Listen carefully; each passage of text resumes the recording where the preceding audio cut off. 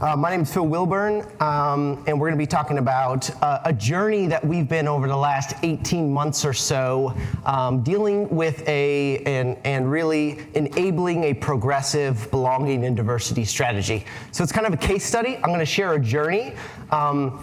I'm a practitioner. I'm the head of People Analytics and Insights, so I'm not on the product side. I'm actually inside. We have a small but mighty team. I know there are some companies here that have big teams. There's 5 of us on our People Analytics team, so it's burgeoning, it's growing. We're really excited. I've been at Workday 2.5 years. Previous to that, spent about half of my career in executive education at a company called Center for Creative Leadership. The other half of my career I spent inside the intelligence community teaching advanced analytics to analysts. So Workday sounds like the perfect combination of both of those together. Here's what we're going to be covering in this session is really, I'm going to be introducing you to our strategy around belonging, diversity, and inclusion. And then I'm going to be walking through the challenge that I was given by our Chief Diversity Officer, say, hey, here's a very progressive vision of how our Workday should work. Phil, go figure out a way to give me indicators. Is it working? How are we doing? Give me some insights. So that's kind of what I'm going to go through here. All right, so our strategy, again, 2 years ago, we really kind of released and talked about our strategy around diversity and belonging, and that's around what we call VIBE at Workday, valuing inclusion, belonging, and equity for all. And this is really doubling down on our employee-centric culture at Workday. We believe happy employees equal happy customers. Those were founding 13 years ago by David and Neil, our founders. And I think it's really interesting that Dr. Pfeffer mentioned the things that cause people stress in the workplace. Number 4 was around social support, not getting social support. And number 6 was this idea of perceived fairness. So I think this strategy encompasses some of those stress topics that we talked about earlier. So what does VIBE mean, and then how do we actually measure it and implement it inside Workday? We have to start at the very, very beginning. So what are we trying to represent when we getting out a measurement strategy? So we had to start from the very essence of this really represents a human and social identity theory and the basis of that theory.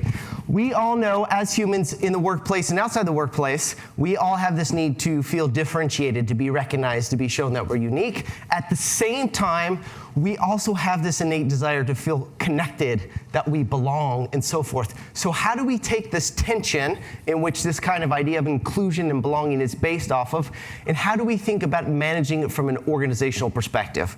And again, there is some great research done by Chris Ernst on boundary-spanning organizations. And he said, in order to do this in organizations, you first have to manage boundaries, create unique spots, create communities. This builds up the identity. And then you have to forge common ground, make connections between those communities. And lastly, when you do that successfully, that allows you to discover new frontiers in which you're operating on the same page. Again, you're like, Phil, this seems like a lot of theoretical social science stuff. I agree, but as analytics, we have to base it in the sciences. And so this is why our strategy is really based on this idea of managing boundaries, forging common ground, and discovering new frontiers. And then how do we operationalize that? We came up with a catchy phrase called Do You Vibe? I didn't come up with it, but I think it's fun. It's catchy. And this really means diverse representation, uniqueness, inclusion, belonging, and equity. So that is our kind of 5 kind of theme basis. And now, with this as the framework, Karen and our belonging diversity team and our e-com said, all right, Phil, People Analytics, what can you tell us about each one of these things? And what I would say is that it's a journey, it's not over, but I'm going to go through each one of these and kind of tell you kind of what we've seen in the data to point towards these. And I'm going to start off with kind of an easy one because we often talk about diverse representation and uniqueness. So diverse representation, what does that mean? In our context, talent across the organization is balanced at all levels across key dimensions of diversity. And uniqueness is really about everyone feeling appreciated for unique attitudes and diverse perspectives. So one of the ways that we look at this, and one of the ways that we implemented this here from our organization once this strategy is in place, is you can look, again, at diverse representation, uniqueness across all of them, but how do you get this data into the hands of our leaders and all our people and our managers in order to make decisions? So at Workday, we kind of refreshed what we call our Workforce Analytics Scorecard. These are essentially our key metrics that we track from an organizational perspective related to employees and people. And one of the things that we are able to do with this now that, a key point as a strategy is making sure everybody knows where diverse representation is. We have a belonging in diversity tab, which allows you to, kind of see trending over time. And here's what I'm going to say about this data. This is sort of real data in the sense that I took this from my tenant, but I can't just share with you my data and where we're at. That's my chief people officer would not be happy about that. So I kind of mess things around. So you can't piece it back together, but this is just to make sure I'm not in trouble after sharing this. Yeah. And then one of the things that we put here to make sure we're focused on representation is just it's just really super crystal clear for every single one of our VPs what the breakdown of gender is in a management level, what the breakdown gender is by ethnicity, and just thinking for our leaders or kind of our director plus population and below population, are we represented fairly? And when leaders got this data and they're looking at this data during the QBRs, they can distinctly tell whether or not they have representation issues. And so it's no longer a people analytics or diversity problem that we're solving. Yes, we're solving that, but it's the leaders having the data, being aware, and making decisions on that. So that was kind of pretty straightforward. Everybody should be familiar. We should be doing this in all of our tenants with all of our data, give data to leaders. That should be straightforward.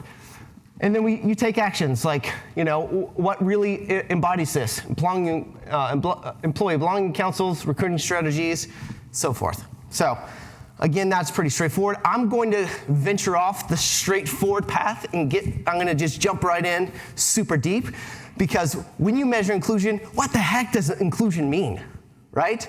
It's really kind of squishy and messy and everything, and we don't like that from an analytics perspective.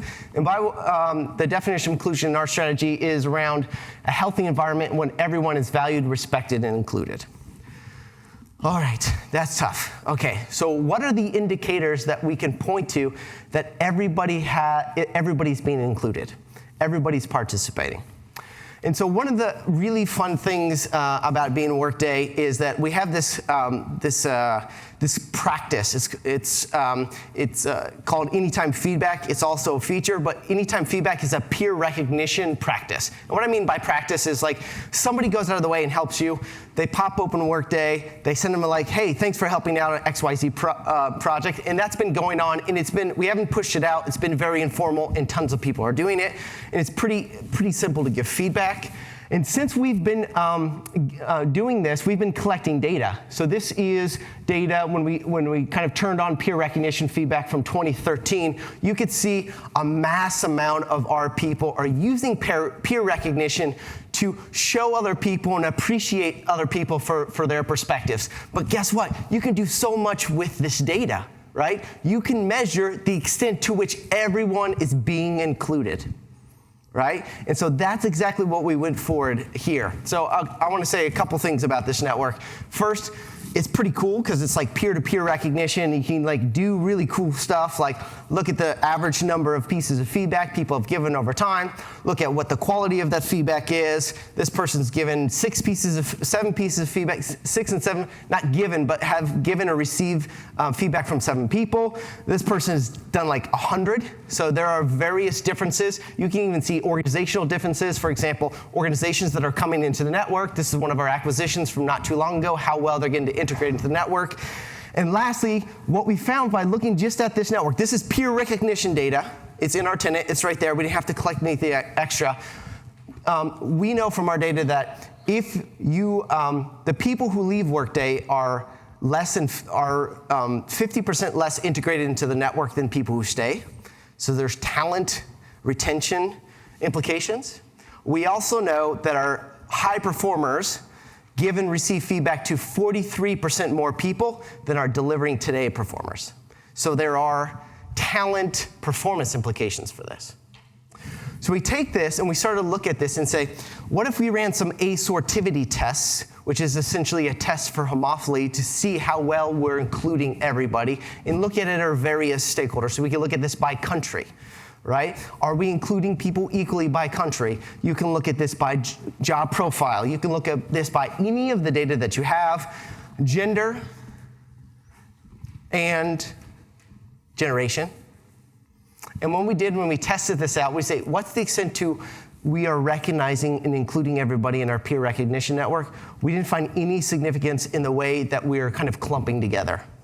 In fact, we found the opposite. Some pretty interesting trends. If we zoom in and take a look at this one view, in this little cluster, we find Gen Z, Millennial, Gen X, and Baby Boomers all giving feedback in this cluster together. Like, that's super cool.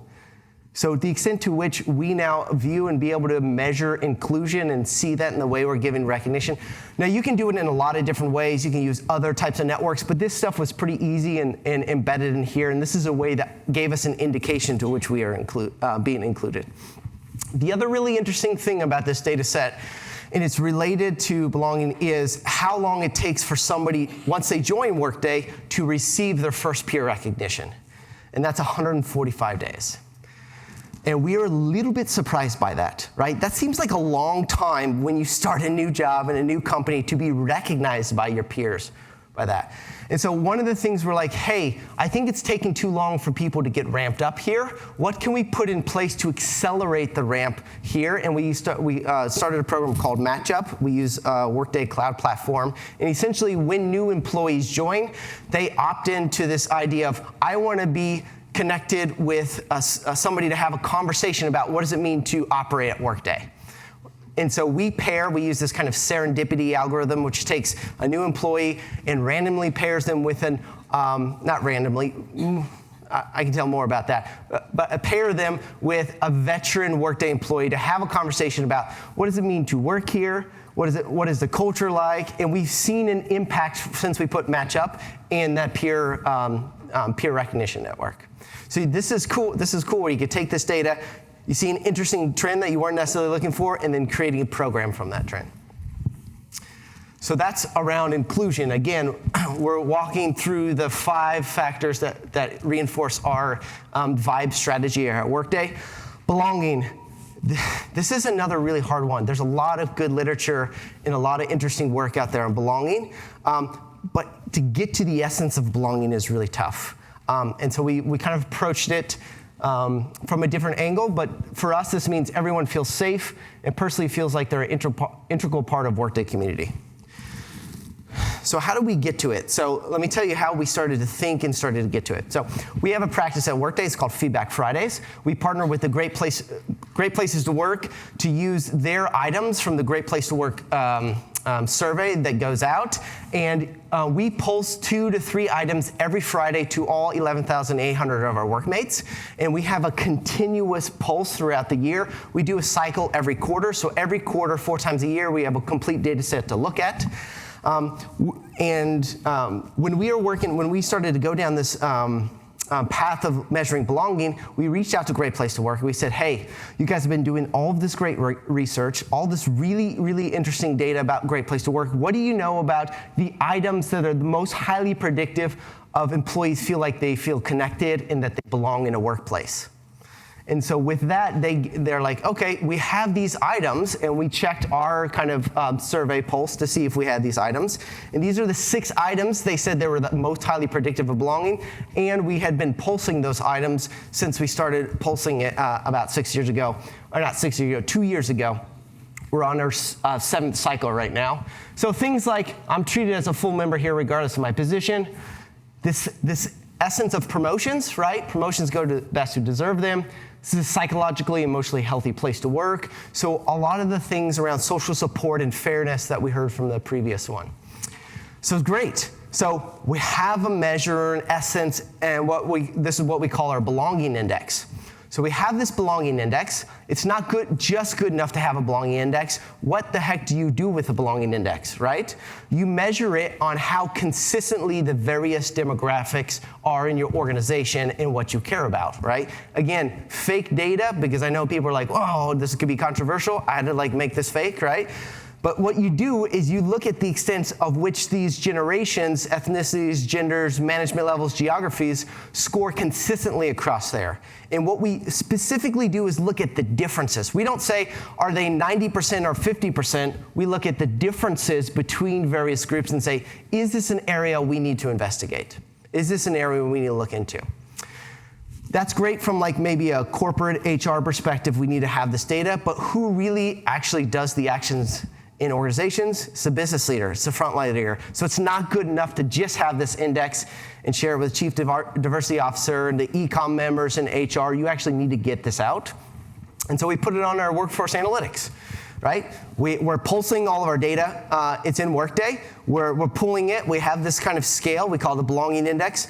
And then we just put it for every single VP to know exactly the belonging of their organization directly to Fed right here. And so it's pretty simple, but you kind of look, hey, on gender, you have ethnicity, and there's some other worklets. How consistently are we including and belonging all of these populations? And so then you create the actions on the business level, and this is where we have various parts of our business going down, creating tiger teams, doing some actions, and really investigating this for their part of the business. And then what's another action? So certainly we can take actions from this. This last summer, we held our first ever what we called Vibe Week, right? So this was the celebration of inclusion, belonging, and equity across Workday. We had a massive amount of events, 160 events. We had every one of our senior leaders, e-com members, come and talk and speak there. We had a big participation, and that's really great, but I was most excited to do a pre-post control group to the extent to which this actually made an impact. And guess what? Since we've been pulsing this over the last 2 years, I know the belonging index of every single individual over the last 2 years, and then we know who attended the event. Then we can say, what is the difference what your belonging was before, after attending the event? And we saw, and this is pretty significant, 6% increase in belonging for those people who actually attended one of the events. So we can say, is this actually working? If our outcome is to drive better belonging by doing this event is working, right? And this is how you tie that information in all together. All right, equity. These are sticky things to try to like articulate. And well, here's what I would say. Every measure that we have is a surrogate measure. Every people measure is a surrogate measure, which means we're approximating the best we can as professionals what this measure really does. And so I'm not saying this is the truth. I'm not saying this is what you need to do. I'm just saying we have to do the best we can. We can't be paralyzed to say this is too sticky to try to do. We have to get to measure it to get some truth around it. So what do we do around equity? So I'm going to walk you through a short story to kind of point out how we've been focusing on equity and a couple of areas we've been addressing it. So for us, equity is everyone has an equal opportunity to succeed, advance, and excel. So there are a lot of equity measures. I'm sure many of you are doing pay equity, promotion, succession, calibration, performance reviews. I want to focus on one thing is around promotions. So 2 years ago, I was in the San Francisco airport flying to Dublin. I was going out there to do succession planning meeting with our Dublin leadership. Our second largest site was in Dublin. And I'm sitting in the airport and I was like, hey, I'm gonna go over there. I'm landing the next morning. I should just generally know how Dublin is doing. So for me, I open a discovery board, I look at the employee experience data, and I see something that surprised me. And the surprise is that the data in the discovery board, and this is a screenshot from my board, right? So the cycle 2 data, which is the previous data, and the cycle 3 data, which is kind of the current data, the data across the board in Dublin was trending down. And I go, that's really interesting. All right, they had been going through hyper growth. They had been bringing on a lot of new employees, but they have a strong culture there. So this was a surprising thing for me. But then when we start to look at items that point to equity, we start to get, because I was like, oh, I need to investigate this. And when we look at this by high performing women, we see there is a significant difference between men and women in the perceptions, specifically on promotions and some of the fairness. So I'm like, wow, okay. So I was literally at the airport. I take a few screenshots. I get on the flight, and I land, and I'm like, I'm not talking about succession. So I show up in the morning, that morning, and they think I'm talking about succession. I said, let me show you what I just looked at your data. There's something going on here. And we took that meeting, we explored it. They're like, wow, there's this trend that's really going on. We should do something about it. And it was 2 years ago in the fall, right? And they're like, okay, we need to think through this. First, we need to say, hey, is there like promotion differences? Are we promoting unfairly? So we looked at the data, promotions parity is on par. So in the talent process, all the data looks really good. So they said, let's bring everybody together. So on Thanksgiving Day in Dublin, because the US is closed, right? They brought all of their leaders in Dublin, all of the managers, so there's about 110 of them there, and they walked them through and said, hey, it looks like employee experience is shifting a little bit, and there looks like to be a gender gap in the perceptions of what's going on here. And they opened up the forum. And they were surprised, a little bit surprised at what they heard, but excited to hear about it. And they're like, okay, they recognized some things were, they basically recognized there was a communication gap, a significant communication gap about how we communicate promotions, criteria around promotions, and we've promoted so many people because we were hyper growth that we needed to work on that. And so they put some tiger teams in place. They took some action right on this data. And since we're pulsing continuously all of these items, we can see the change effect really closely. So this is just 17 weeks later, and you can see almost across the board the employee experience of our site in Dublin is going up, right? Even more importantly, when we look at those items related to the perception of fairness in these equity items, you can see they're closing the gap. And the interesting lesson, at least for me here, and we ended up winning Great Place to Work, #1 in Ireland and best place to work for women in Ireland. So this is like, wow, that was really fantastic. But really a surprising lesson for me here, and I don't know, I'd be curious to other analytics professionals here, is you have the truth, you know what's going on, for example, promotions parity or pay equity, stuff like that, but then you have perceptions about those processes. And often those process is different than the perception. So it's almost like you need to take two, for us, it's like you need to take two different strategies if you have a perception gap versus kind of a real process gap. And that was a really interesting perspective for me. So a couple of key takeaways about our journey along the way as Workday to think about vibe and think about belonging and diversity. Number one, I know we're reluctant in this community to cascade this data, but you need to get this data appropriately in the hands of business leaders to take action. I think we do need to be sensitive about this data. I don't think you need drill downs to know exactly, person's background, but you have to get this data to the very edges of your organization in order for it to be actioned on. Second, I think we often miss out by not capturing sentiment and social capital to look at inclusion and belonging. I know there's been a big movement in the social capital space, but we need to continually hone and look at that, because that gives us really great indicators of what's going on around inclusion and belonging. Lastly, I'm gonna say that consider augmenting your data approach. What I mean by that is there's so many new tools. I'm going to be completely biased and say I'm Workday, but we have this really cool new people analytics tool that's coming on board. That's come on board that I'm using, and it has a tab that's basically focused on diversity and inclusion. And it's been super great because usually my team, who's data scientists and so forth like that, slice and dice the data and so forth like that. But now this People Analytics tab on the People Analytics product is really providing that trending data for you. I think we have a real opportunity to augment this by using some more sophisticated technology to tell us what's going on in the organization. All right. So I'm not sure exactly how long we're supposed to go to, but I know we had shorter time. But I think if you're willing to entertain a few minutes of questions, 5-ish minutes of questions before we break for lunch. So my question is, when you started, I'm specifically alluding to the measurement part, the metrics part, right? Organizations that are just starting their journey, and there is no transparency into leaders' action, and there's no accountability. The metrics starts bringing that alive, right, for the organization, especially if you're bringing everybody together for a leadership forum. How did you go about creating that safe place and space and introducing that the metrics is now going to be presented in a manner that's going to show what the state of diversity, equity, inclusion is, whether it's reality or perception? Yeah. And how did the leaders respond to acknowledging and accepting that and doing something about it?